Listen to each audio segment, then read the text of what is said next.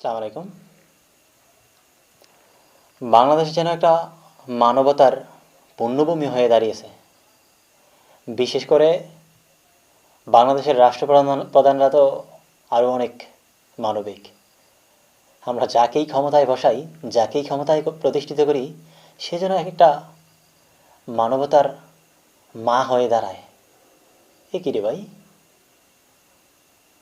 এটা তো সাধারণ জনতা প্রত্যাশা করে না। মানে আপনাকে ক্ষমতা দিয়েছে বলে একেবারে সাধারণ জনতার ঊর্ধ্বে চলে যাবেন, আর সাধারণ জনতা বসে বসে আঙুল চষবে, তা কী করে হয়? দুদিন আগে আমাদের প্রধান উপদেষ্টা এসে শোনায় 1,80,000 লোক দেশ থেকে ওই দেশে পাঠাবে, মানে রোহিঙ্গাদেরকে ফেরত পাঠাবে। হঠাৎ করে সকাল থেকে সন্ধ্যা না হতেই উনি একই মুখে এসে আমাদেরকে আবার জানান দেয় যে 1,13,000 লোক নাকি আবার বাংলাদেশে অনুপ্রবেশ করবে। স্যার, এতটা মানবিক হবার কোনো প্রয়োজন নেই। কারণ আগের মানবিকতা এখন আমাদের গলায় কাটা হয়ে দাঁড়িয়েছে, বিস্ফোরা হয়ে দাঁড়িয়েছে। ওই কাটার বিস্ফোরার যন্ত্রণা না আমরা নিতে পারতেছি না। সুতরাং নতুন করে আর মানবিক করিডোর খোলার সিদ্ধান্ত কিংবা মানবিক করিডোর খোলার মানবতা দেখানোর কোনো প্রয়োজন নেই।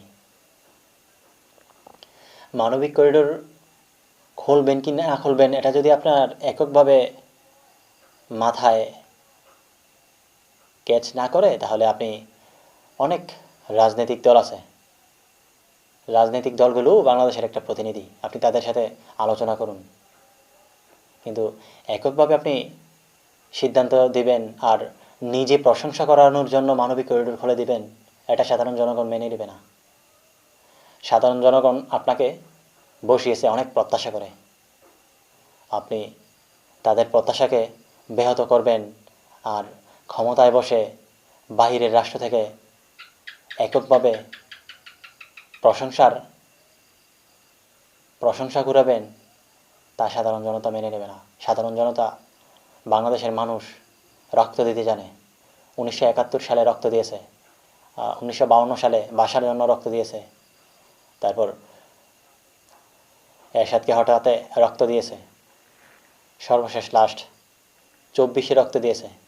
সুতরাং এদেশের সাধারণ জনতা রক্ত দেওয়া জাতি, নিজের শরীরকে বিলি দিতে পারে দেশের কল্যাণে, দেশকে বাঁচাতে। তো আপনাকে যেমন ক্ষমতায় অধিষ্ঠিত করেছে, আপনাকে পতন করাতেও বেশিক্ষণ ভাববে না।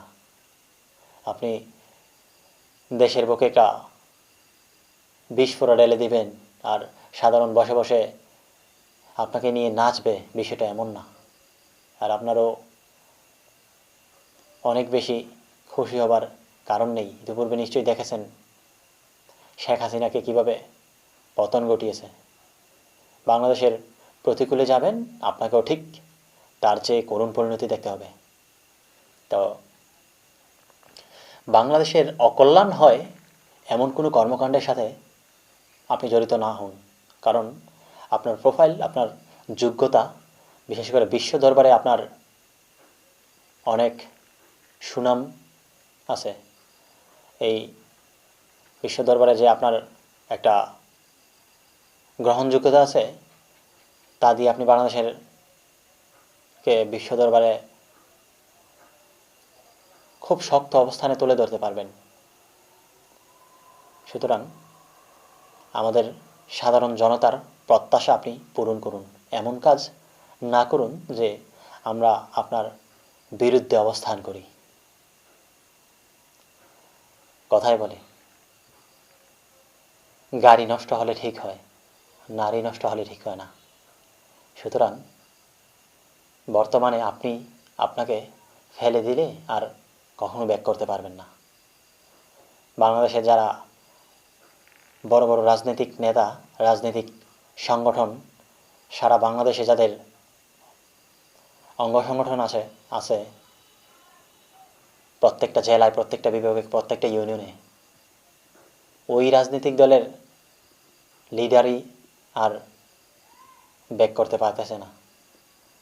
যেটা আমরা আজ থেকে ২০ বছর আগে ক্ষমতাচ্যুত হওয়া বিএনপিকে দেখতেছি। বিএনপি বর্তমান একটা উদাহরণ। সুতরাং নিজের সম্মান নিজে বজায় রাখুন। আপনার প্রতি বাংলাদেশের সাধারণ মানুষের আস্থা আছে। অনেকে আপনাকে বলতে শুরু করেছে যে আপনাকে ৫ বছর ক্ষমতায় চায়, আবার অনেকে আপনার মৃত্যু পর্যন্ত। সুতরাং তাদের আশা আস্থা আপনি একেবারেই নিঃস্বাত করে দিবেন না।